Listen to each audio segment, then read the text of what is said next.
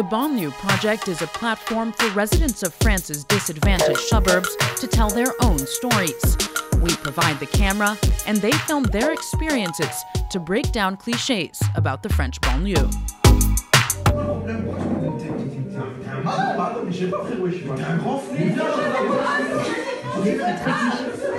Cette semaine, Pas de quartier vous amène à Metz. La ville de l'Est s'apprête à être le théâtre d'une confrontation acharnée entre les jeunes des quartiers de Borny, Bellecroix et Metz-Nord. Une petite vingtaine d'adolescents de 14 à 18 ans s'entraînent depuis plus de 4 mois. Et cet ultime affrontement ne se joue plus dans leur quartier, mais dans le centre-ville. C'est une bataille, d'accord? Donc votre argument, c'est un coup de poing. Chaque argument. La parole, c'est le pouvoir. Vous voulez aplanir toutes les barrières possibles imaginables, tous les obstacles, il faut maîtriser la parole. Je viens d'entendre quelque chose là. Qu'est-ce qui se passe? Qu'est-ce qui se passe? Non! Non! Salem va passer sur toute vérité est-elle bonne à dire? Avons-nous tous le droit à l'erreur? Faut-il vivre comme si on allait mourir demain? Non! Là, c'est vraiment plus, on a l'impression que tu crois à ton discours. C'est grave. Ouais, c'est ça, tu vas grave vite, comme tu dis. C'est pas juste, ils sont insatisfaits. Ils sont insatisfaits. Mais tous les éléments qu'on a vus aujourd'hui, ça va vous servir pour tout. Pour votre quotidien, dans le domaine professionnel, dans le domaine privé, etc. Tu filmes là? Boileau, one of the so-called high-priority neighborhoods of Metz, where the poverty level stands at over 40%. We met up there with educator Mehdi Gafour. In 2018, he started a public speaking competition to help kids overcome their conflicts and limits with words. Donc, Mehdi, dis-moi, comment vous choisissez vos candidats? On veut constituer un groupe et on y tient, c'est qu'il soit représentatif des différents quartiers de Metz.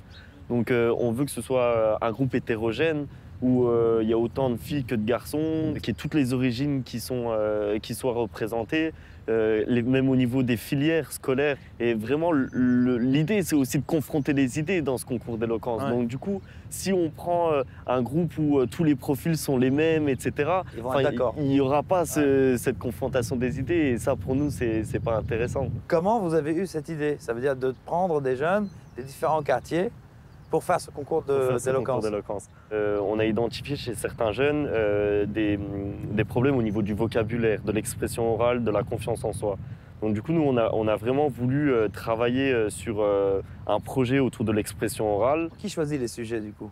Donc les jeunes piochent un sujet et ils piochent aussi la position qu'ils vont défendre sur ce sujet. Ce qui est intéressant, c'est qu'ils vont peut-être défendre une position qui n'est pas forcément la leur. Ça les oblige à réfléchir. Et parfois contre leur propre avis. Voilà, c'est ça. Et c'est super intéressant puisqu'on leur demande de trouver des contre-arguments justement à leurs propres arguments. Salut à tous, c'est moi Shalom. Donc aujourd'hui, je suis dans mon quartier. Salut tout le monde. Là, on est dans le trafic. On rentre de l'entraînement. Le concours est dans 2 jours et le stress, il est en max. Moi, j'habite plus précisément là. Là-bas. C'est quoi la définition de l'erreur déjà? Non. C'est super, venez tous nous voir, ça va être super, je vais gagner de toute façon. Et puis, c'est pas la première place qu'on vise, c'est qu'on se souvienne de nous. Ouais! For the competition, Metz opened up the doors of its city hall to the participants. Riyab and Shalom will have to convince their audience. C'est quoi votre sujet alors? Avons-nous tous le droit à l'erreur? Moi, je défends la négative. Et moi, le positif. Et alors, avons-nous tous le droit à l'erreur? Non. Mais oui, mais si, bien sûr. Non, on n'a pas tous le droit à l'erreur. C'est ce que tu crois. Pourquoi vous avez décidé de participer à ce concours? Je suis assez réservé. Et le fait de faire ce concours, on m'a appris à voir les autres personnes, à découvrir les personnes et surtout à bien parler devant les gens. Et je suis tout comme Shalom, quelqu'un de timide. Et je voudrais devenir professeur. Du coup, prendre la parole devant les élèves, je pense que oui, ça va beaucoup me servir. Toi, ce qui t'intéresse, en fait, c'est la maîtrise du langage. C'est ça. Je voudrais plus tard, à côté de mon métier, être professeur, être écrivaine. J'aime écrire des petits poèmes, j'aime la littérature. Et je pense que les livres, ils sont pour beaucoup, dans la manière dont je sais parler désormais. Apprivoiser les mots, Ça t'a permis de découvrir une autre Riab. C'est ça, c'est exactement ça. Et alors, si tu devais définir cette nouvelle Riab? Cette nouvelle Riab a plus confiance en elle. Elle est plus élégante, plus convaincante. Et le nouveau Shalom? On pourrait dire un Shalom plus ouvert d'esprit.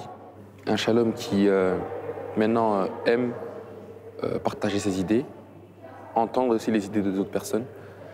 Et voilà, tout nouveau Shalom, tout simplement. Tu vas le battre? Bah, c'est quelqu'un de très fort. Je retourne le compliment aussi. Que le meilleur gagne. Que le meilleur gagne. Mais c'est parce que l'homme prend le risque de commettre des erreurs que l'humanité avance. Avons-nous tous le droit à l'erreur quand ma vie, la vôtre, est seule, détruite et mise en danger? Et je préférerais qu'un autre de mes très chers amis ici présents gagne. Mais c'est faux! Bravo Salem. L'humour pour faire passer un propos. Et donc, ex aequo, Riab.